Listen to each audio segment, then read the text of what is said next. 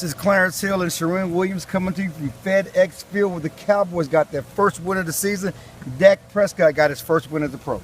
Yeah, it was a big game for the Cowboys, a must-win considering that they started out with 2 division games in a row. They really needed to get this one to stay in it before Tony Romo comes back, which we think he's going to miss about 6 games. But again, Dak just showed great poise and kept them in it and did all the right things that they needed him to do. Didn't turn the ball over. He was a bus driver, and he was a really good bus driver. Well, and he showed poise.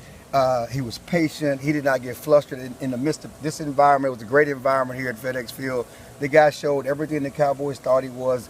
You know, after the draft and training camp, the situation, the stage is not too big for him. But this game was not just about Dak Prescott rising. It was also about a Cowboys defense that finally finished. They finally got it done when it mattered most. Yeah, they made some big plays from Barry Church to Tyron Crawford to Justin Durant. All these unknown players who aren't star of stars stepped up and really made plays when the Cowboys needed them to make plays.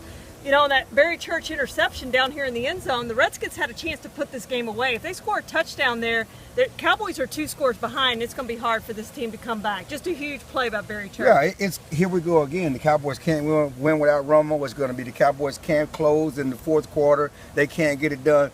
They talked in the locker room about how important it was to get this win, how important it was to finish, because it would have been a mental challenge for them starting 0-2 after finishing 4-12 last year with Tony Romo out the first 6 weeks of the season. So huge win for the Cowboys. Jason Garrett, you know, a gamble backfired on him, but he gambled. That's the type of desperation that came into this game. When the first half he went for it on 4th and 1, in the second half he did an onside kick that was failed, but it was just an example of the type of gambles, how aggressive he was, how aggressive his team was trying to get a victory here today. Yeah, and I'm surprised you didn't mention that was Longhorn Jeff Swaim there with the catch on 4th and 1. Had a big play down to the 2-yard line, 28-yard game, but it was a huge play for the Cowboys in this game. We have to talk about Zqo Elliott. You know, 2 fumbles, they lost 1. It's still not just getting that running game on track yet. No, it's not getting that running game on track. He needs to be better. He needs to be stronger. The line needs to block better for him, but there's no excuse for 2 fumbles. You know, he had 2 fumbles in this game. He had 1 fumble on that final drive, the game-winning drive.